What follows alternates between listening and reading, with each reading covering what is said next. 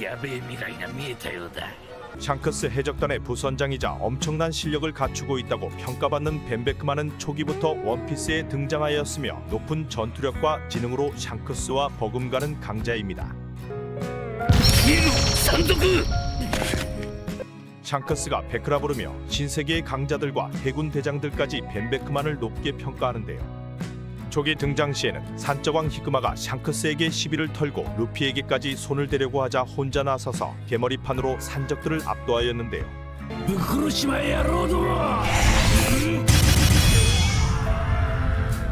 자신들과 싸우고 싶으면 군함이라도 끌고 오라 말하고 삐져버린 루피에게는 샹크스를 이해해달라고 말하기도 하였습니다. 이후 간간히 모습만 드러내던 벤베크만은 정상전쟁에서 등장하여 키자루에게 총을 겨누었는데요.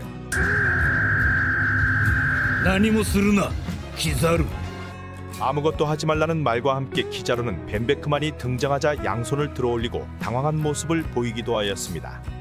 이후 검은수염 해적단과 대치에서는 검은수염 해적단 2인자나 볼 수 있는 비의 시류와 대치하며 부선장의 위치를 각인시켜 주었는데요.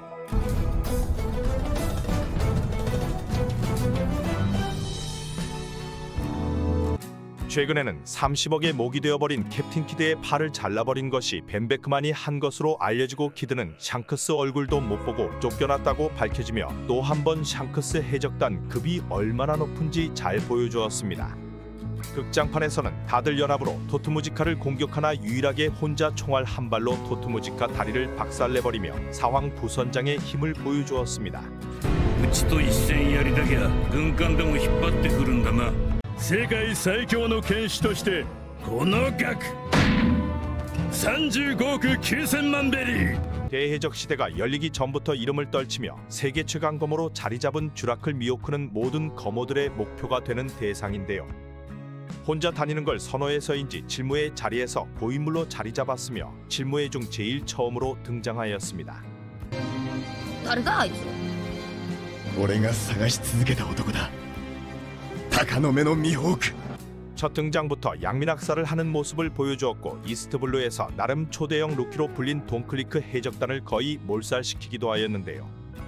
겨우 그랜드라인에 입성하여 성장하려 한 돈클리크 해적단을 아작내고 겨우 빤스런한 돈클리크를 끝까지 쫓아오며 집요함을 보여주기도 하였습니다.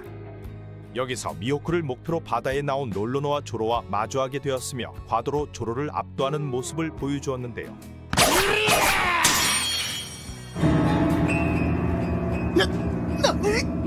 하지만 나름의 객기를 보여준 조로가 마음에 들어서인지 흑도로 조로를 사선으로 갈라버리고 수준의 차이를 느끼게 해주었습니다.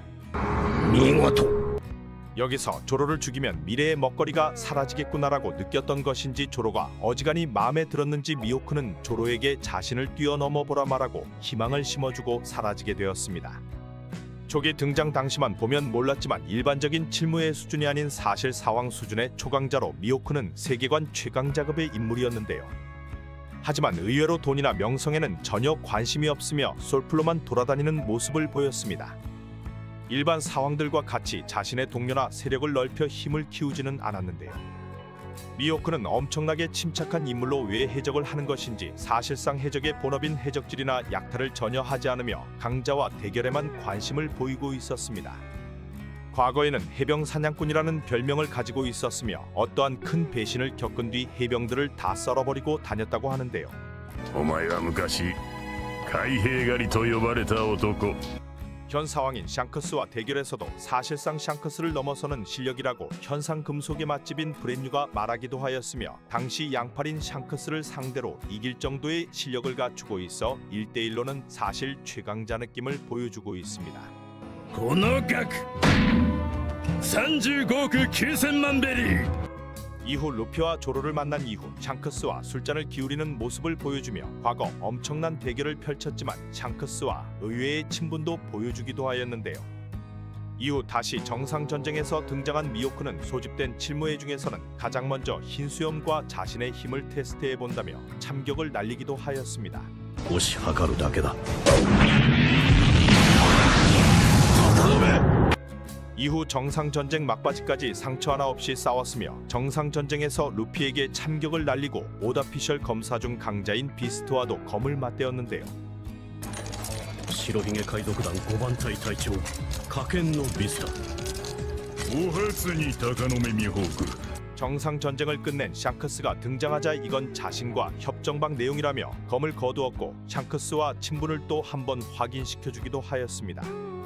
이후 또 자신의 왕국으로 돌아간 미호크는 무료한 삶을 보내고 있었으나 자신이 점 찍어둔 검사루키 조로와 페로나가 나타나며 의외의 모습을 보여주었는데요. 조로가 뜬금없이 가르침을 얻으려 하자 나가서 원숭이나 이기고 오라 말하며 실망한 듯한 얼굴을 하였습니다. 하지만 조로가 이미 원숭이들을 베고 왔다 말하자 화색이 돌며 조로에게 검수를 알려주기로 하였는데요.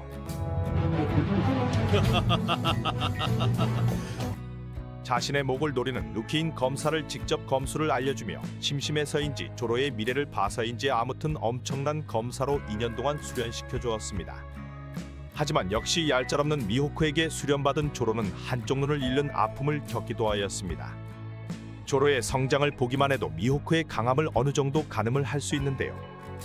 미호크와 2년의 수련만으로 조로는 흑도를 만들어 웬만한 강자들은 다 때려잡는 모습을 보여주었습니다.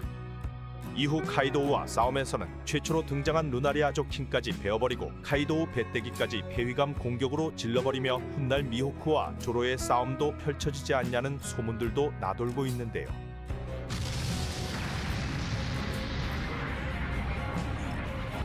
그런 반면 페로나와에게는 농사까지 직접 지어주며 예상외의 젠틀한 면모를 보여주었습니다. 이후 게코 모리아를 찾아 헤매던 페로나가 아침 신문을 보며 왜 모리아 정보를 알려주지 않았냐 묻고 미호크 왕국을 떠나려 하였는데요. 미호크는 무심하게 조심해서 가라고 페로나에게 말해주며 페로나는 대성통곡을 하며 고맙다 말하고 떠나는 모습을 보였습니다. 気をつけていけ。 세계 최강 검사로 영구적인 흑도화에 도달한 인물이며 이런 영구 흑도에 도달한 인물은 과거 최강 도신인 유마의 미호크밖에 없는 상황인데요. 미호크는 샹크스와 박빙의 싸움 때문인지 샹크스의 위상이 올라갈수록 덩달아 미호크의 위상도 함께 오르고 있습니다. 사실상 해적왕에 제일 가까운 인물인 샹크스의 라이벌로 평가받으며 왜 사왕까지 가지 않냐는 의문들도 나돌고 있었습니다. 이런 의문을 깨려는 것인지 칠무의 세라핌 등장과 함께 폐지가 되어버린 칠무애들을 해군들이 잡으러 오는 상황이 발생하였는데요. 조로와 페로나가 떠나버린 뒤 해군들이 나타나자 미호크는 쫓기는 입장은 오랜만이라며 설레하는 모습을 보이기도 하였습니다. 久しぶりだな。追われる立場に戻るのは。 좋다는 건지 싫다는 건지 말과 행동이 다른 미호크는 미소를 지으며 흥분이 된다고 말하였는데요. 이후 크로커다일이 칠무애가 폐지되자 미호크에게 전보벌레를 때리며 우린 비슷한 면모가 있지 않냐며 자신이 있는 곳으로 오라고 제안을 하는 모습을 보였습니다. 과거 두 사람 모두 칠무애였으며 우리 둘이 힘을 합친다면 해군도 무시 못할 조직이 될 거라고 언급하기도 하였습니다. 그리하여 탄생한 것이 바로 크로스길드이며 크로커다일은 이 조직을 키우기 위해 과거 광대버기에게 빌려준 돈을 받으러 가게 되었는데요.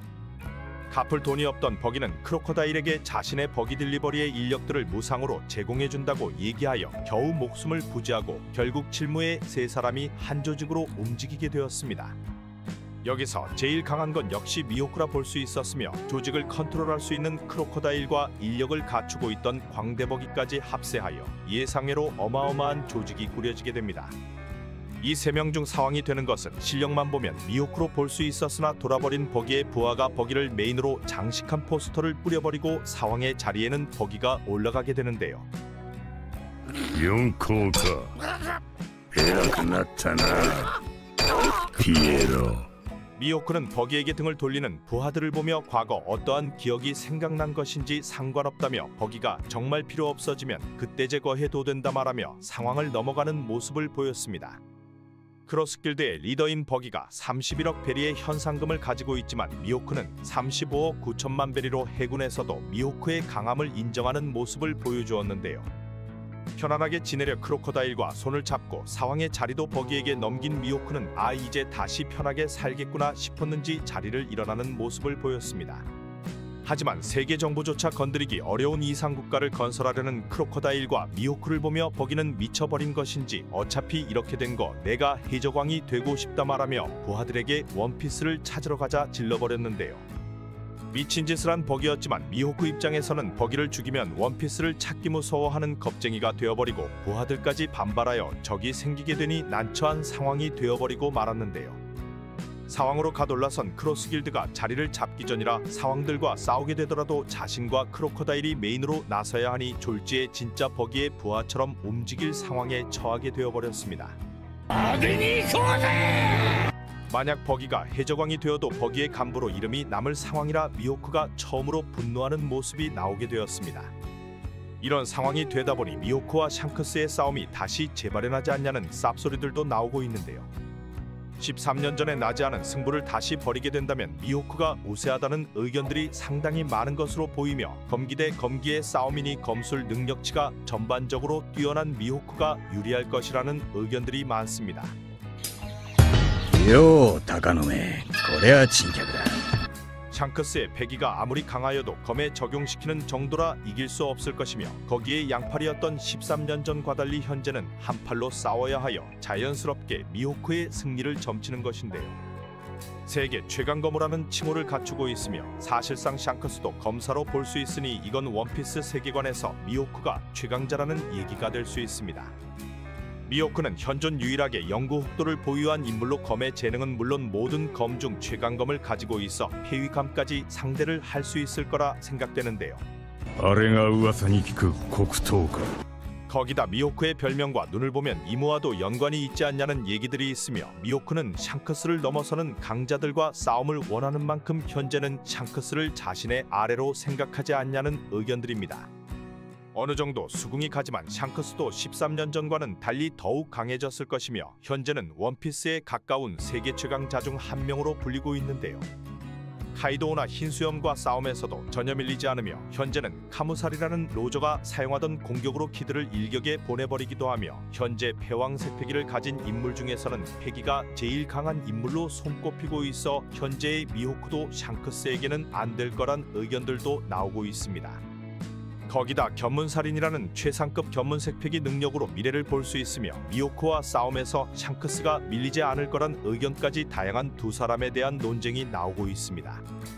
사실상 두 사람은 거의 동등한 강함을 가지고 있을 것이며 승패가 결정되더라도 아주 근소한 차이로 결정이 날 것은 분명해 보이는데요.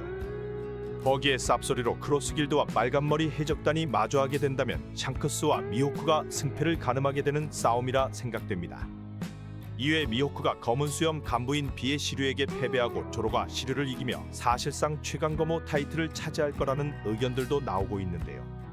미호크가 시류에게는 전혀 패할 것 같지 않으며 사실상 최강검호 자리를 내려놓지는 않을 거로 생각됩니다.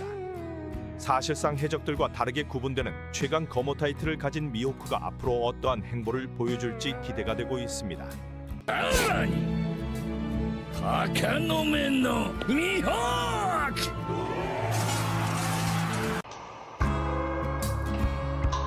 俺を誰だと思っている。 초기 질모에로서 크로코다일경으로 불리며 영웅의 위치로 등장한 크로코다일은 사막의 왕이었는데요. 알라바스타 왕국을 근거지로 두며 세계 정부도 무시할 수 없는 군사력을 얻기 위해 노력을 해온 인물입니다. 자신이 생각하는 유토피아인 이상국가 건설을 꿈꾸며 세계 정부와 대립을 하려는 모습을 보였는데요. 俺たちのユートピアは軍事国家だ。 원피스 초기 등장하여 엄청난 카리스마를 보여주어 현재까지 꾸준하게 인기를 받아오고 있습니다. 과거 루피와 같이 루키로 불리던 젊은 시절 크로코다일은 이미 온 바다의 이름을 떨치고 있었으며 볼드로저의 죽음을 현 칠무회에 오른 인물들과 함께 지켜보았는데요.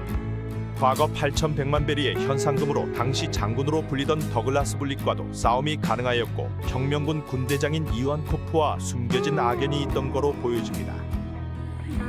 イワンコフ。お久しぶりだわねクロコボーイ。 8,100만 베리의 현상금으로 왕하 칠무의 자리에 올랐으며 로저가 사망 후 당시 최강으로 볼 수 있던 흰수염에게 덤벼들었으나 개털린 게 확인이 되었는데요. 이후 이대로는 안 되겠는지 자신의 이상국가를 얻기 위해 군사력을 키우려는 행동을 취하였습니다.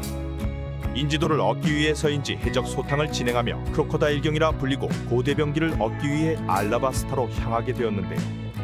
알라바스타에서 비밀 조직은 바로크 워크스를 만들어내며 포네그리프를 읽을 수 있는 니코 로빈과 함께 알라바스타를 가뭄을 들게 만들고 사실상 지배하며 플루톤에 대한 정보를 모으고 있었습니다. 3년의 기간 동안 가뭄으로 알라바스타 왕국을 뒤집어 놓으며 결국 시민들이 폭동을 일으키게 만들고 크로코다일의 행동으로 네펠타리 왕가는 위기에 처하게 되는데요. 이를 막기 위해 이가람과 비비가 움직이게 되었으며 배후에 크로코다일이 있다는 걸 알게 되었습니다. 비비와 이가람이 바로크 워크스의 잠입 후 루피 일행과 만나게 되었으며 비비는 루피와 함께 크로코다일을 날려버리기 위해 알라바스타로 돌아오는 모습을 보였습니다. 질모에이자 흰수염과도 산전수전 다 겪은 크로코다일은 루피가 겁대가리 없이 덤벼오자 자연계 모래모래 열매 능력과 함께 루피를 압도하는 모습을 보였는데요. 사실상 죽는 게 맞는 상황에 로빈이 루피를 구하며 다시 한번 기회를 갖게 되었습니다. 이번에는 물을 가져와 덤벼는 루피는 크로코다일을 공격할 수 있게 되었지만 또 한 번 수분을 모두 빼앗겨버리며 아 칠모에는 개쎄구나 라는 걸 느끼게 해주었는데요.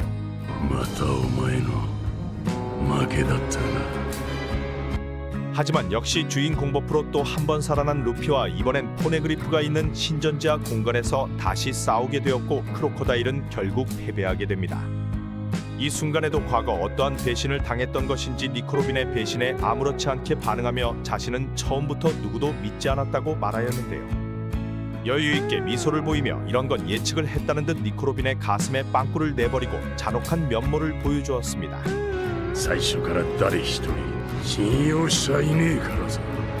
모래모래 열매 능력으로 몸을 모래로 바꿀 수 있으며 참격이나 포격 등 전혀 통하지 않게 만드는데요. 모래를 활용한 다양한 능력으로 자신은 악마의 열매 능력을 잘 다듬었다고 말하기도 하였습니다. 모래모래 열매는 잡는 것에 수분을 모두 빨아들이기도 하며 모래 폭풍 등 엄청난 장점이 있는 열매였는데요. 이런 모래모래 열매를 가지고 사막에 있던 크로코다일이 바다도 아닌 사막에서 루피에게 패배한 건 너무한 게 아니냐는 의견들도 나오고 있었습니다. 그리고 이런 의혹들은 크로코다일이 임펠다운에 수감된 뒤 더욱 증폭되었는데요. 임펠다운에서 다시 만난 루피와 함께 크로코다일은 임펠다운 타로구리에 난동을 피우며 모래모래 열매 능력의 강함을 다시 보여주었습니다.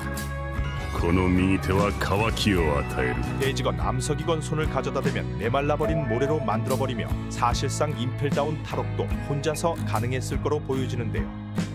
오른손을 가져다 대면 어떠한 것이든 메마르게 만들어버리며 과거 루피와 싸움에서도 오른손으로 모래모래 열매의 약점인 물을 흡수하는 모습도 보여주었습니다.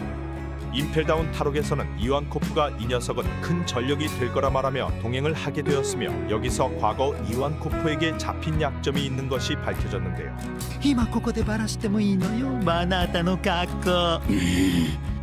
이 장면을 토대로 여러 가지 추측들이 나오고 있었습니다. 사실 크로코다일은 여자였으며 이완코프를 통해 남자로 성전환을 했다는 추측들부터 여러 개쌉소리들이 나오고 있는데요. 과거 골드로저 처형식에서도 다른 칠무애들은 모두 얼굴이 공개되었지만 크로코다일만 뒤통수로 나와 이 당시 크로코다일이 여자였을 거라는 추측들입니다. 이완코프에게 약점을 잡혀 동행하게 된 크로코다일과 에이스와 친분이 있는 징배까지 합세하여 이완코프와 루피와 거대한 무리의 현상범들이 함께 탈옥하여 정상전쟁에 참여를 하게 되었는데요. 흰수염의 목을 노리고 급습을 하고 도플라밍고나 미호크와 대립을 하는 등 이놈이 3천만 벨이 루키한테 처발린 놈이 맞나 싶은 강함을 보여주었습니다.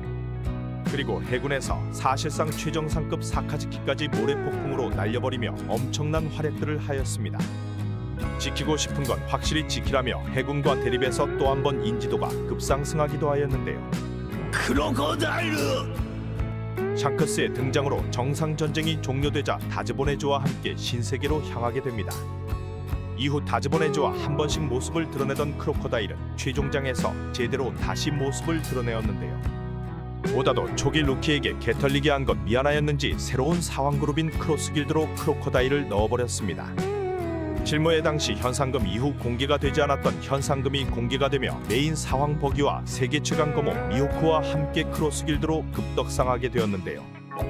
과거 친분이 있었던 것인지 칠무의 세라핌 등장과 함께 칠무의 제도가 없어지며 나가리 된 미호크에게 따로 연락을 하는 모습을 보였습니다. 과거 두 사람은 모두 배신의 상처가 있는 것인지 우린 통하는 것이 있지 않냐 말하고 자신이 있는 곳으로 미호크에게 오라 하였는데요. 悪くねえ話だろう。お前は昔海兵狩りと呼ばれた男。 미호크도 나쁠 건 없었는지 크로코다일과 힘을 합치게 되었고, 크로코다일은 본격적으로 자신의 세력을 넓히기 위해 거대한 자본을 빌려준 광대버기를 찾아가게 됩니다. 마찬가지로 질무회에 올랐지만 철폐가 되며 위기에 처한 버기는 고전을 하고 있었는데요. 크로코다일은 해군 중장들이 타고 있던 배들을 하나씩 침몰시키며 버기에게 구세주처럼 나타나게 됩니다. 하지만 돈이 없던 버기는 세력 하나만큼은 거대한 버기 딜리버리를 크로코다일에게 무상으로 제공하겠다 말하며 거대한 조직인 크로스길드가 탄생하게 된 것인데요. 막대한 군사력을 원하던 크로코다일에게는 메리트 있는 조건이었으며, 이를 통하여 질무의 경험이 있던 3명의 인물과 버기 딜리버리의 현상범들로 새로운 사왕그룹이 탄생하게 되었습니다. ばらまかれたビラがこれか。 여기서 공개된 크로코다일의 현상금은 19억 6,500만 벨이었으며, 표면상은 버기가 사왕으로 올라섰지만 진짜 창시자이며 실질적인 리더는 크로코다일로 볼 수가 있습니다. 현재는 돌아버린 버기가 미호크와 크로코다일을 자극하기도 하였는데요. 너희는 안정적인 것만 추구하냐며 이놈들이 그래도 해적이냐는 망언을 질러버리기도 하였습니다. おめえらそれでも海賊か。 그리고 크로스길드 부하들에게 원피스를 찾으러 가자고 전보벌레를 때렸는데요. 자리가 사람을 만드는 것인지 이런 상황에 버기를 제거하기도 애매하고 원피스를 찾자니 상황그룹들과 맞다이를 해야 하는 미호크와 크로코다일의 행방이 어떻게 될지 관심이 쏠리고 있습니다. 크로코다일은 초기 전투력 논란부터 과거 행적이 하나씩 공개가 되자 여러 추측들이 많은 인물인데요. 원피스 극장판에서 등장한 과거 로저의 적단의 전 선원인 더글라스 블릿과도 맞다이가 가능하였으며 무승부로 승패가 결정되지 않았다고 하였습니다. 더글라스 블릿은 해적왕의 부선장 레일리와도 비견되는 강자였다고 평가되었는데요. 극장판에서 블릿의 행적을 보면 최악의 세대를 혼자 압도하였고, 해군대장이 포함된 버스트콜과 맞다이가 가능하였으며 질무회와도 밀리지 않았습니다. 奴一人を捕らえるためにバスターコールを発令した。 뭐 이 정도면 해적왕도 가능할 정도의 강함을 보여주었는데, 이런 블릿과 싸울 수 있었다던 크로코다일이 얼마나 너프가 된 것인지 알 수 있습니다. 초기 등장 시 당연히 패기에 대한 내용은 전혀 나오지 않았으며, 정상전쟁 이후에도 크로코다일이 패기를 사용하는 모습을 보여주지는 않고 있는 상황인데요. 최종장에서는 제대로 된 싸움 장면과 패기까지 사용하는 모습을 보여주며 떡상각의 강함을 보여줄 거로 생각됩니다. 이런 자연계열매 능력과 과거 엄청난 강함을 가진 점, 그리고 도플라밍고와 같이 지략적으로 뛰어난 면모를 크로코다일은 갖추고 있습니다. 과거 바로크 워크스에서도 자신의 신분을 감추고 움직였으며, 질무의 제도가 폐지되자마자 바로 미호크를 포섭하는 등 사왕과 싸우지 않고도 단숨에 사왕의 일각으로 올라서는 모습을 보였는데요. 버기가 니들이 그러고도 해적이냐는 소리에 해적은 비즈니스라 말하며 다음 생각은 하고 짓거리는 거냐 말하기도 하였습니다. 海賊はビジネスだぞ。 초기 루피에게 개털리며 많은 논란이 있던 크로코다일이지만 현재 자신에게 걸맞는 위치를 되찾으며 많은 인기를 받고 있습니다. 과거 너프에 대한 논란이 있지만 현재 최종장에서 사왕 그룹으로 올라간 만큼 앞으로의 행보가 더욱 기대가 되고 있습니다. なるほど。ここで殺すとしよう。 びっくりしたね。 해군 최고 전력인 해군대장에 위치하고 있으며 노란원숭이라 불리는 키자루는 현 해군 원수인 사카즈키와는 동기로 최근 충격적인 모습을 보여주었는데요. 에그헤드 섬에서 자신의 친구라 볼 수 있는 닥터베 가펑크를 사망시키고 특별한 관계임을 보여주었던 센토마루까지 골로 보내버렸습니다. 신분이 있던 사람들까지 공격을 날려대는 것을 보아 이런 무자비한 면모는 사카즈키와 비슷한가 보다 싶었지만, 키자루는 인간적인 면모가 남아있는 걸 보여주며 사카즈키에게 쌍욕을 날리고 이 새끼가 뭐라냐고 소리쳤는데요. 이런 감정적인 키자루의 장면이 처음 나오고 사카즈키마저 이건 너무했다 싶었는지 사과하는 장면을 보였습니다. 이런 감정적인 면모를 보인 것은 아론을 때려잡던 해군 중장 시절 키자루의 과거 때문이었는데요. やかましいね。 과거 쿠마와 닥터베가 펑크, 센토마루와 함께 해방의 춤을 추는 등 키자루가 굉장히 행복해하던 모습이 밝혀졌습니다. 키자루의 최근 이런 장면을 제외하고는 키자루는 사카즈키와 마찬가지로 특별하게 감정을 내비치는 모습이 없었는데요. 평소에는 성격이 느긋하다 못해 늘어질 정도의 모습을 보여주고 도통 속을 알 수 없는 해군 대장인 모습을 보여주었습니다. 하지만 이런 성격과는 다르게 임무에 있어서는 매우 발빠른 모습을 보여주며 적으로 판단된 자들은 빛빛 열매 능력으로 무자비하게 제압하기도 하였는데요. 첫 등장은 샤본디 제도에서였으며 최악의 세대 루키들이 모여있는 곳에서 엄청난 강함을 보여주었습니다. 당시 억대 현상금이 걸린 아프나 드레이크를 간단하게 제압하였었는데요. 여기서 도청형인 검정 전보벌레를 착각하며 얼빠진 모습을 보여주기도 하였습니다. 최악의 세대 루키들을 압도하며 당시 부상을 입은 롤로노아조로도 키자루와 마주하게 되었는데요. 당시 실버즈 레일리가 나타나지 않았다면 조로는 물론 밀짚모자 해적단도 전멸을 하였을 거로 생각됩니다. 쪼랩들을 상대로 굉장히 여유있던 키자루였지만 과거 해적왕 부선장인 레일리를 상대로는 순간 당황한 모습을 보였는데요. 당신을 잡으려면 우리도 각오를 좀 해야 한다며 너스레를 떨기도 하였습니다.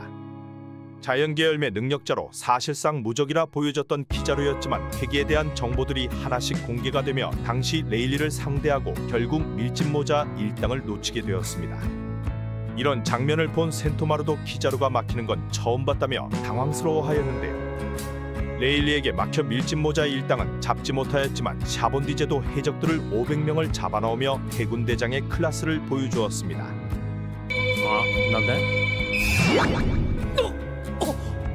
이후 정상전쟁에서 구 3대장들이 모두 모여 또 한 번 포스를 보여준 키자루는 흰수염 해적단과 대치를 하게 되었는데요. 흰수염에게 공격을 퍼부었으나 이를 막아낸 마르코와의 수준 높은 싸움도 보여주었습니다. 서로 욕인지 칭찬인지 날려대며 킹과 퀸을 상대로 2대1 싸움이 가능하였던 마르코와 싸움에서도 전혀 밀리지 않았는데요. 怖いね白ひげ海賊団 이후에 등장한 루피가 기어 세컨드로 빠르게 돌파하려 하였으나 빛의 속도로 루피를 걷어차버리고 수갑 열쇠를 빛빛 열매로 박살내버리는 등 중요한 순간마다 활약을 하기도 하였습니다. 그리고 흰수염이 노하로 마탱이가 간 모습을 보이자 순간 마르코는 한눈을 팔았는데요. 이때 빠르게 마르코에게 레이저를 쏴 제압하기도 하였습니다. 하지만 급등장한 벤베크만에게 제지를 당하며 이거 벤베크만이 개센 건지 키자루가 좀 그런 건지 싶은 장면을 보여주었는데요. 何もするなキザル 하지만 벤베크만이 잠깐 한눈 팔자 패닉으로 마시가 버린 루피를 노리며 하늘에서 팔척경 고옥을 쏴대기도 하였습니다. 그리고 자신의 느긋한 성격처럼 여기서도 도망쳤다면 별 수 없다며 소쿨하게 넘어가였는데요. 확실히 이런 장면들을 보면 느긋하다 못해 늘어지는 듯한 성격으로 외모처럼 나이깨나 먹은 능글맞은 영감 성격이 그대로 보여집니다. 이러한 성격 때문인지 해군으로서 정의조차 키자루는 애매하게 가는 정의를 보여주는데요. 구 3대장에서 미쳐버린 정의를 보여준 사카즈키와 굉장히 해이해진 정의를 추구하는 아오키지 그리고 그 중간에 있는 것이 바로 키자루였습니다. 어느 쪽으로도 붙지 않는 정의관으로 그냥 유리한 쪽에 붙는다고 보면 될 것으로 생각되는데요. 전룡인과 세계정부의 말을 너무 잘 들어서인지 해군 공무원이라는 별명이 붙어있지만 명령이 있는 게 아니라면 가능한 피해를 최소화하려는 모습도 보여주고 있습니다. 被害少なくケリをつけるにゃちゃっちゃと頭取るしかねえでしょう 최근 센토마루가 자신과 친분이 있는 베가펑크를 죽이라는 명령을 거부하고 키자루가 등장을 하게 되었는데요. 여기서 키자루는 배신해버린 센토마루에게 항복하라고 회유를 하기도 하였습니다. 하지만 명령이 떨어졌다면 실적을 확실하게 챙기는 스타일로 센토마루도 죽일 수 있었을 거라 생각되는데요. 이런 모습들을 보면 개막장 세계정보 아래에서 괜히 해군대장 자리를 오래 지키는 게 아니다 라는 걸 증명해 주었습니다. 실제 명령을 거의 어긴 적이 없는 키자루는 자신과 친분이 있던 베가펑크 제거 명령이 떨어지자 베가펑크 배에 구멍을 내어 사망시켜버렸는데요. 이런 장면을 암시하듯 1089화에서는 사축이라는 제목으로 키자루가 표현되기도 하였습니다. 회사에 가축인 걸 본인도 자각하고 있던 것인지 현재는 사카즈키에게 야이잡놈 새끼야 네가 친구를 죽여봤냐며 소리를 치기도 하였습니다. 과거 정상전쟁 이후 사카즈키와 구잔이 원수의 자리를 놓고 대립하였으며 승자는 사카즈키가 되었었는데요. 勝者は赤犬 이후 사카즈키는 해군 원수가 되며 아오키즈는 해군을 탈퇴하고 변화가 있었지만 키자루는 그대로 대장 자리에 남아있는 모습을 보여주었습니다. 신세계편에서는 사황 빅맘과 카이도우의 통화를 도청하며 또 한 번 내가 가줄까라며 너스레를 떠는 장면을 보였는데요.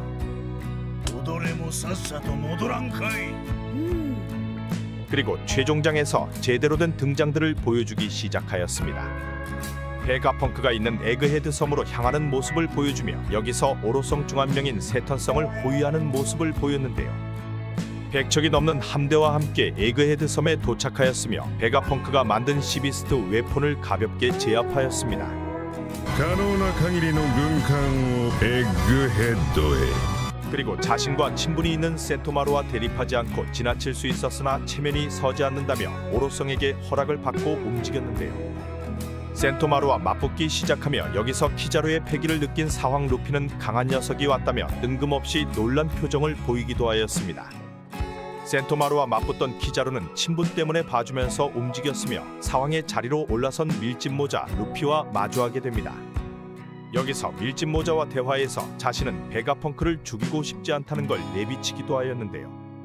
두 사람은 공방을 주고받으며 해군대장과 사황의 싸움을 잘 보여주었지만 루피가 니카로 각성 후 슬슬 밀어붙이는 모습을 보였습니다.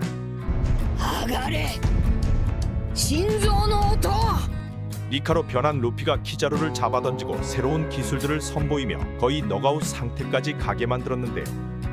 고무고무 스타건이라는 새로운 기술로 관자놀이를 강타해버리며 키자루가 쓰러졌지만 공격한 루피도 체력 소모 때문인지 움직이지 못하며 동시에 리타이어된 모습을 보였습니다. 이를 보던 세턴성은 평소보다 일처리가 느리지 않냐며 한 소리를 하기도 하였는데요. 이후 다시 버스터콜이 발동하는 시점에서는 루피에게 당한 충격은 없었던 것처럼 말끔하게 등장하였으며 상디와도 잠깐의 대립을 하게 됩니다.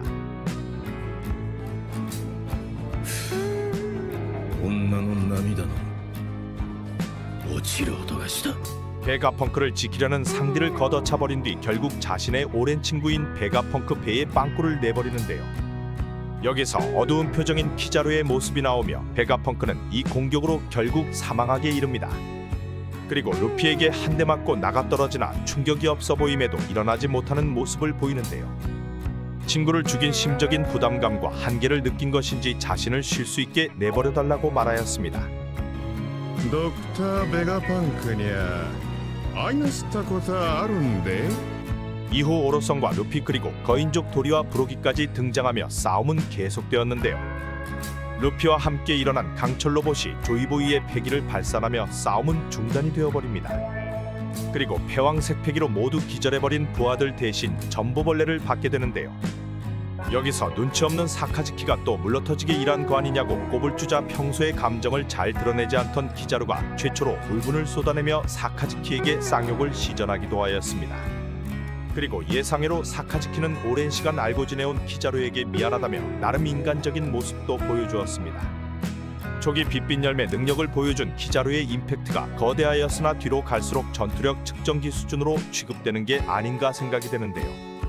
벤베크만에게 큰 저항 없이 항복을 한 모습도 나왔으며 극장판에서는 같은 해군대장인 후지토라와 중장들과 함께 샹크스의 패왕색 패기를 느껴보더니 당황한 표정을 짓기도 하였습니다. これが四皇シャンクスの覇気か 아무래도 강함으로 따지면 구대장 중 최하위의 위치로 볼 수 있으나 그래도 최정 상급으로 볼 수 있는 상황까지 커버가 가능한 인물인데요. 이런 강함을 가진 키자루가 최근 해군을 배신하며 아군화가 되는 게 아니냐는 가능성까지 나오기 시작하였습니다.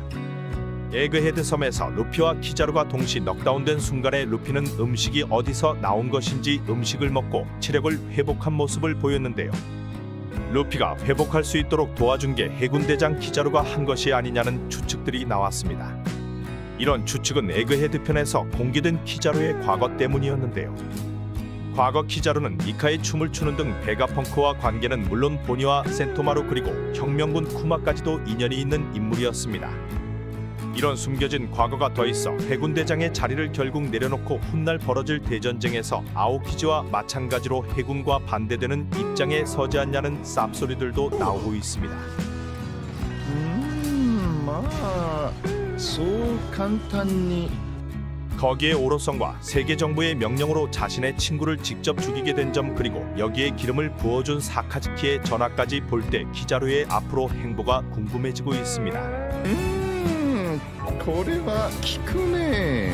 거프의 제자였으며 첫 등장 시 엄청난 포스를 보여준 아오키즈는 해군 3대장 중 한 명으로 먼저 등장을 하였습니다. 첫 등장과 함께 자연계의 얼음얼음 열매로 악마의 열매의 약점인 바다 자체를 얼려버리며 해군 대장의 힘을 보여주었습니다. 아이스 H 니코로빈과 있는 밀짚 모자 일당에게 처음 등장을 하였으며 당시 패기에 대한 개념이 없던 루피와 동료들은 말 그대로 개털리고 말았는데요. 로빈의 몸을 얼려버리고 하나둘 피해를 보자 루피는 아오키즈와 1대1 대결을 내걸었습니다. 패기를 익히기 전이었던 루피도 몸체가 얼어버리며 아오키즈는 루피를 죽일 기회가 있었지만 해군 전설이자 자신의 스승인 거프를 생각하며 살려주었습니다. 아오키즈는 해군 최고 전력으로 등장을 하였지만 최근에는 다른 입장에서 해적들을 공격을 하고 있는데요. 해군 원수의 자리를 두고 사카즈키와의 대립으로 해군을 나오게 된 아오키즈는 사왕 검은 수염 해적단의 10번 대장으로 들어가게 되었으며 최근 빅맘의 장성 중 하나인 크래커를 압도하며 샬롯 푸딩을 납치해가는 모습을 보여줍니다. 로빈 때문에 루피 일행에게 나타났던 아오키즈는 애니에스 로비를 박살내버리며 버스트콜에서 탈출한 루피 일행을 보고 로빈에게 몰래 찾아왔는데요. 아오키즈는 과거 오하라 섬에서 탈주한 해군 중장이자 자신의 친구였던 하그왈 D455를 얼려버리고 어린 로빈을 몰래 탈출시켜 주었습니다. 로빈 외 모든 고고학자가 전멸하는 데는 세계 정부와 민간인이 탄 배까지 폭파시킨 사카즈키의 업적도 있었는데요. 아오키즈는 거프와의 인연 때문인지 오하라와 역사의 비밀에 대해 알고 있기 때문인지는 모르지만 애니에스 로비를 박살내버린 루피 일행을 해군으로서 잡아가지 않았습니다. だったらしっかり生きてみせろ。小原はまだ滅んじゃいねえ。 그리고 로빈에게 제대로 살아보라 말하며 오하라는 아직 끝나지 않았다 말하고 사라졌습니다. 해군에서 두터운 신뢰를 받던 아오키즈는 스모커와 다른 해군들과도 친밀한 관계며 이를 토대로 센고쿠에게 다음 해군 원수로 추천을 받게 됩니다. 푸른 꽁으로 불리던 아오키즈는 한껏 해이해진 정이라는 모토를 가지고 있으며 느슨한 성격과 엉뚱한 면모를 보이지만 최고 위치에 있는 오로성들조차 아오키즈를 상대하는 걸 꺼려하였었는데요. 세계 정부와 해군이 말하는 정의가 폭주하는 걸 경계를 하고 있으며 거프가 중장으로 머무는 것처럼 원수의 자리까지 올라갈 생각은 없었으나 사카즈키가 해군 원수가 되려 하자 크게 반발하는 모습을 보였습니다. 오하라에서 민간인이 타고 있던 배를 고민 없이 폭파시키며 정의라는 글자 아래에서 악행을 저지르는 사카즈키의 내면을 파악하고 있었는데요. 냉혈한으로 불리는 사카즈키가 원수가 되는 걸 막으려 한 아오키즈는 사카즈키와 원수의 자리를 두고 펑크아자드에서 싸우게 되었습니다. 얼음얼음 열매 능력자인 아오키즈와 마그마그 열매 능력자인 사카즈키가 열흘이 넘는 사투를 벌였으며 이 때문에 펑크아자드는 섬의 날씨가 나뉘는 극단적인 상황까지 가게 되었는데요. 승부 끝에 근소한 차이로 승자는 사카즈키가 되었으며 이 싸움에서 아오키즈는 자신의 한쪽 다리를 잃었고 사카즈키는 자비를 베풀었는데요. 아오키즈를 사카즈키가 살려주며 아오키즈는 해군에서 나오게 됩니다. G5가 있는 곳에 칠무의 도플라밍고가 나타나며 이들을 패왕색 패기와 실시열매 능력으로 압도를 하였는데요. 여기엔 G5의 우두머리이자 해군 중장으로 올라선 스모커도 모습을 보였습니다. 도플라밍고가 쳐들어오자 스모커는 씨알도 안 먹히는 뭉게뭉게 능력으로 도플라밍고를 상대하였는데요. 스마일 열매에 대해 알아버린 스모커를 도플라밍고가 반죽여버리며 마무리를 하려 할 때 해군에서 떠난 아오키즈가 등장합니다.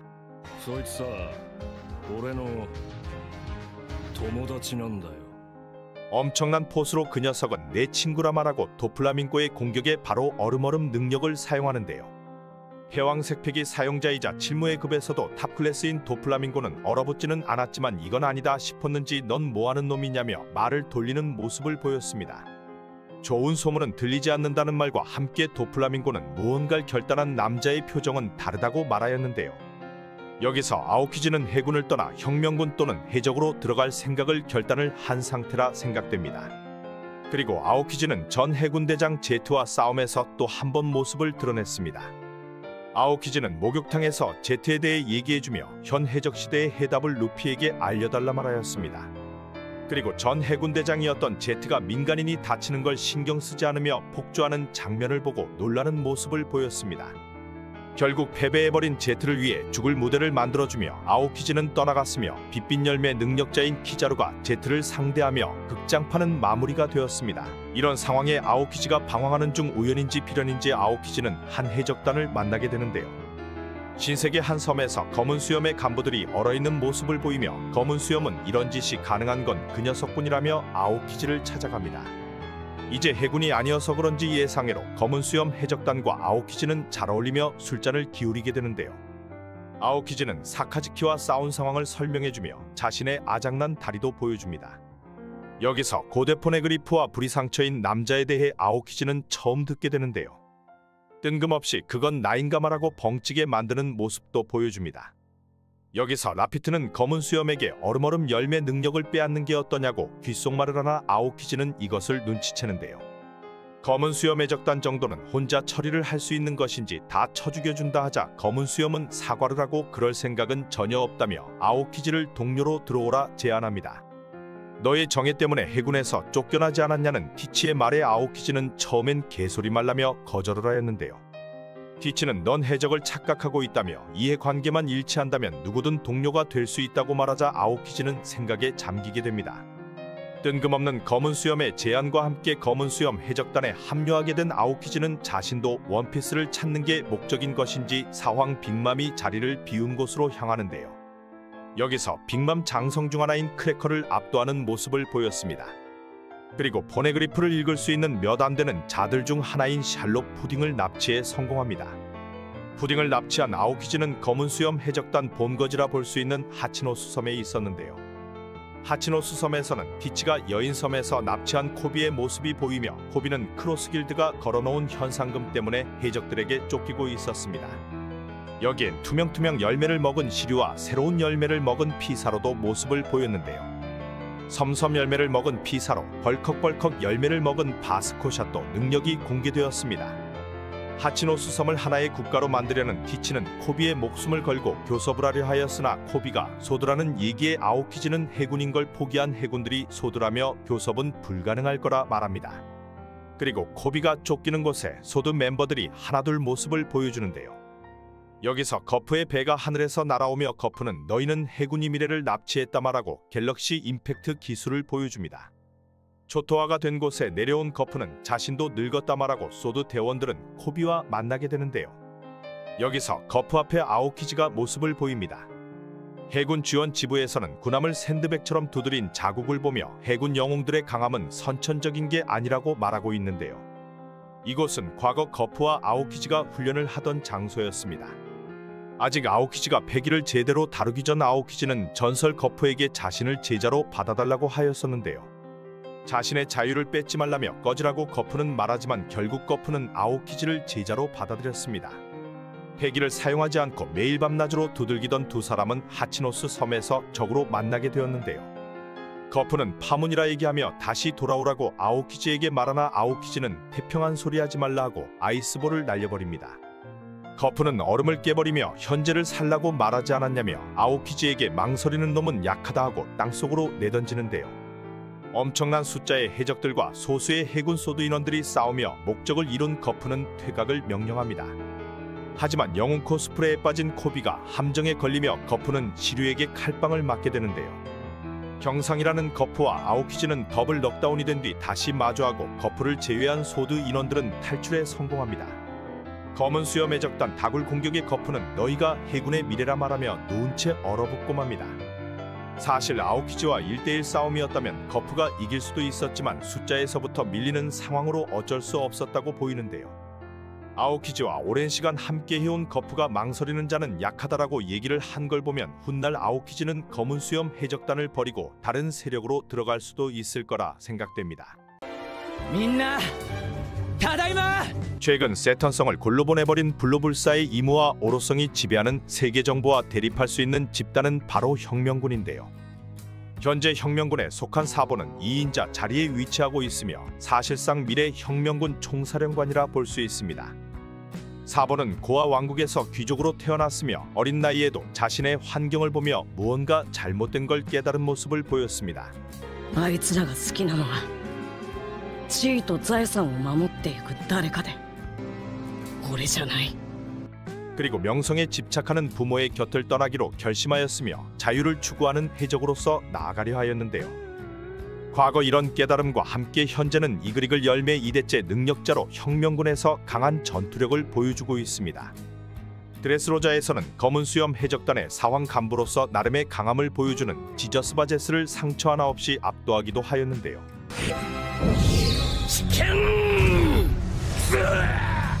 드레스로자 토너먼트에서 얻은 이글이글 열매 능력까지 획득하고 현재는 오로성과 이무와 만나는 등 세계정부 비밀에 대해 파헤치고 있습니다. 고아 왕국에서 태어났으며 귀족이었지만 돌아버린 부모가 요구하는 강요와 함께 사보는 사랑을 받지 못하고 자랐으며 이런 상황에서 어쩔 수 없이 살아가고 있었는데요. 여기서 사보가 부모를 떠나려 하는 결심을 하게 된 사건이 발생하였으며 사보는 귀족의 신분을 버리기로 결심하였습니다. 자신의 부모보다 신분이 높은 계급의 아이가 휘두른 흉기에 맞고 상처가 났으나 사보의 부모는 사보가 잘못한 것이라며 굽신거리는 모습을 보여주었는데요. だってあいつがいきなりナイフで 이런 장면을 본 어린 사보는 아 이런 뭐 같으니라 생각하였으며 자신의 부모가 어떠한 사람들인지 제대로 깨닫고 가출을 하게 되었습니다. 가출 후 일명 쓰레기산에서 지내게 되었으며 여기서 동갑인 해적왕의 아들 포트거스 에이스를 만나게 되었는데요.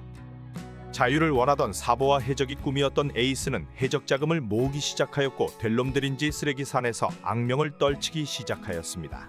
우와, すっげえ! 俺よりすっげえ! 여기서 혁명군 총사령관 드래곤의 아들인 루피도 함께 만나게 되었으며 해적 자금을 모으던 장소에서 해적들까지 상대하며 떡잎이 다른 모습을 보여주었는데요. 고아 왕국에서 악명 높은 3인조로 이름을 날리게 되었으며 에이스와 루피 그리고 사보는 엄청난 성장을 하고 있었습니다. 태생이 개셀 수밖에 없는 에이스와 루피와 함께 있어서인지 일반 귀족 출신인 사보도 기본적인 신체 능력과 전투력 떡밥이 깔렸다고도 볼 수 있습니다. エース、サボ、ルフィ、その悪名はついに王国の中心街にも届くほどとなってゆくのだった。 당시 어린 사보와 혁명군 총사령관이자 루피의 아빠인 드래곤과의 만남은 사보가 있는 섬에 세계정부 사찰단이 오는 시점 이뤄지게 되었는데요.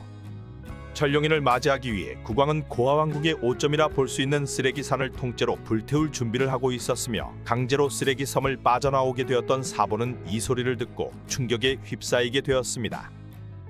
どういうことだ? 全部言ってみろ. 루피와 에이스가 있는 쓰레기 섬으로 달려갔지만 성벽을 넘어가지 못하였으며 널브러져 누군가를 붙잡고 자신은 귀족으로 태어난 게 부끄럽다 울부짖었는데요. ここにいても俺は自由になれない. 여기서 만난 사람이 바로 혁명군 총사령관 드래곤이었으며 드래곤은 기어이 아이 입에서 이런 소리가 나오게 만들었냐며 개빡이친 모습을 보입니다.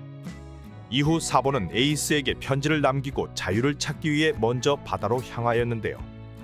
바다로 향하는 날이 마침 천룡인이 고아 왕국을 방문하는 날이었고 사보의 배를 본 천룡인은 천한 새끼가 자신의 앞길을 막는다며 어린 사보가 있는 첫 추랑이 배를 대포로 쏴질렀습니다. 시모지민가. 이후 사보는 바다에 빠지며 정신을 잃었으나 이를 본 마을 사람들은 사보의 걱정을 하는 것이 아닌 천룡이님의 심기가 불편해진 것이 아닌가 말하며 제대로 돌아버린 모습을 보여주었습니다. 이런 뭐 같은 상황의 불행인지 다행인지 드래곤이 중상을 입은 사보를 구하게 되었고 사보는 기억상실과 함께 혁명군에서 자라게 되었는데요. 드래곤의 직접적인 가르침을 받았으며 악력 기술인 용조권과 패기까지 습득하며 엄청난 성장세를 가지게 되었습니다. 그리고 혁명군의 2인자로 올라섰으나 이때까지도 기억이 돌아오지 않은 상황이었는데요. 하지만 바다로 출항하여 각자 해적으로 자리를 잡고 있던 에이스와 루피의 신문 내용을 보고 기억이 돌아오게 되었습니다.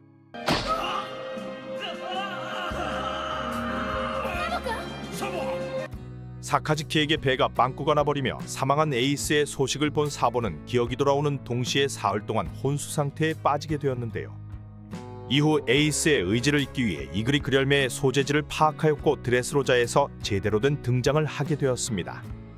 과거 사보가 출항 후 죽은 줄 알고 있었던 루피는 사보가 형이 왔다 말하자 처음엔 뭔 쌉소리냐 얘기하였지만 죽어버린 줄 알았던 사보인 걸 알고 매우 놀란 표정을 지었는데요.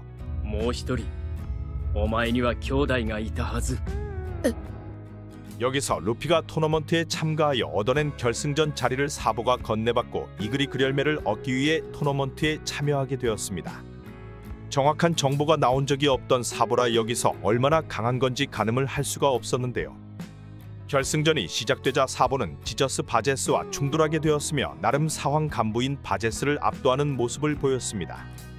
용조권이라는 기술로 바제스의 진동파 장비를 개박살내었으며 모든 만물에는 핵이 있다며 경기장을 아작내버리기도 하였는데요.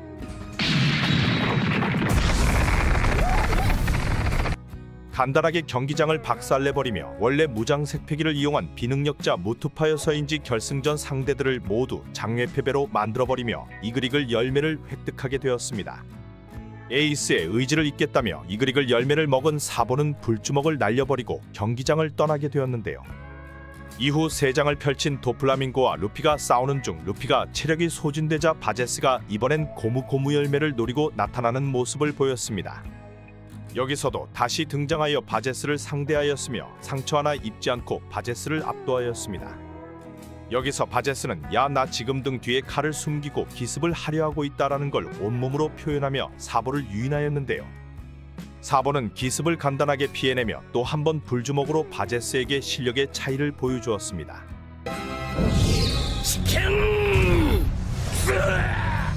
드레스로자에서 그동안 등장 못한 서름을 푸는 것인지 해군 중장은 물론 새로운 해군 대장 후지토라가 이끄는 해병부대들을 혼자서 막아세우기도 하였는데요.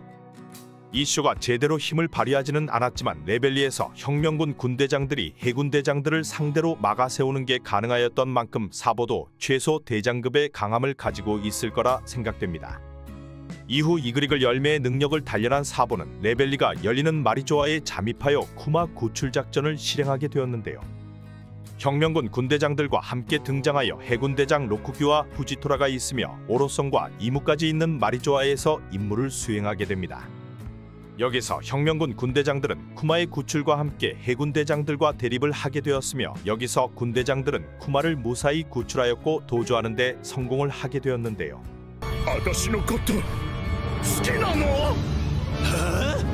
하지만 군대장들과 다르게 사보는 네펠타리 코브라 왕의 암살 누명을 쓰고 신문으로 소식을 전하였습니다. 당시 마리조아 상황을 알 수 없었던 드래곤과 이완코브는 매우 놀란 모습을 보이기도 하였는데요. 드래곤은 어떤 이유에 섰건 사보가 혹시라도 코브라 국왕을 죽인 게 맞다면 용서할 수 없다고 말하기도 하였습니다. 하지만 이는 잘못된 정보였으며 행방불명된 사보는 전보벌레와 함께 다시 모습을 드러내었는데요. 당시 코브라 왕과 이무 그리고 오로성의 면담을 우연히 숨어들어 보게 된 사보는 코브라 왕이 네펠타리 D의 이름을 꺼내자 공격을 당하는 모습을 보게 되었습니다. 여기서 코브라 왕을 구하기 위해 오로성과 이무 앞의 모습을 드러내고 코브라 왕을 구하려 하였는데요. 하지만 코브라 왕은 둘이 살아나가긴 어려운 걸 판단해서인지 비비에게 전할 전원을 사보에게 전달하고 사보만 겨우 탈출을 하게 되었습니다. 현재 오로성들의 괴물 같은 피지컬과 오로성마저 원킬로 보내버리는 이무의 능력을 보고 사보가 저들을 상대로 도망쳤던 것을 보면 재평가가 시급하다는 얘기들도 나돌고 있습니다. もともとないではないか 이후 오로성의 공격을 당하여 중상이었던 사보는 겨우 루루시아 왕국배에 올라타게 되었으며 전보벌레를 때리게 되었던 것인데요. 여기서 또 한 번 이무는 괴물과 같은 힘을 보여주며 루루시아 왕국의 종말을 보여주었습니다. 지도에 X자를 그리니 하늘에서 엄청난 공격이 퍼부어졌으며 섬 자체가 사라지게 만드는 공격을 날려버렸습니다. 여기서도 또 한 번 살아남은 사보는 혁명군의 본거지로 돌아오게 되었으며 드래곤과 이완코프에게 사실을 전하였는데요. 현재 오로성들이 자신들의 능력과 힘을 보여주며 해군 대장과 사황 이상급의 강함을 보여준 만큼 혁명군 총사령관인 드래곤과 넘버2 사보가 앞으로 벌어질 전쟁에서 큰 힘을 보여줄 거로 추측이 되고 있습니다. 聖地マリージョアで起きた本当のこと 현재 사보의 현상금은 6억으로 책정되어 있지만 사실상 별 의미 없는 금액으로 생각되며 사황 최고 간부를 상처 하나 없이 압도하거나 대장들과도 맞다이가 가능한 걸 보면 최상급 강자 중 한 명으로 평가할 수 있는데요. 극장판에서는 CP0 로브루치와도 호각으로 싸우는 등 활약을 보여주었습니다. 에이스의 의지가 담긴 이 그릭을 열매를 이어받아 과거 에이스가 보여주었던 기술들도 훗날 모두 보여줄 거로 생각되는데요. 벌써 많이 보여주었던 불주먹이나 검은 수염 해적단과 싸움에서 보여주었던 불총, 반딧불처럼 보이는 형화, 화달마까지 다양한 기술을 사용할 거로 보여지고 있습니다. 에이스의 경우 패기보다는 이 그릭을 열매 능력 위주의 전투 능력을 보여주었는데요. 밸런스 붕괴인 것인지 에이스가 이상한 것인지 패기를 거의 사용하지 않고 객기로 싸우는 모습을 많이 보였습니다. 그 때문에 사카즈키에게 안 죽어도 될 목숨을 내놓게 되었지만 사보의 경우는 기본 밸런스가 패기를 이용한 전투 방식으로 에이스보다 수준 높은 강함을 보일 거로 생각됩니다. 현존 최고이자 최악의 현상수배범인 몽키디 드래곤의 수제자인 점 그리고 혁명군 넘버2라는 자리와 차분한 성격까지 겸하여 에이스보다 능력 활용은 물론 더 성장하여 강함을 보여줄 것으로 생각됩니다. 패왕색을 현재 보여주지는 않고 있으나 패왕색 패기까지 보여줄 가능성도 아직 남아있는 상황으로 최종장 마지막 전쟁에서 혁명군 메인 인물로 활약을 하게 될 거로 보여집니다. 감사합니다. 兄弟だ。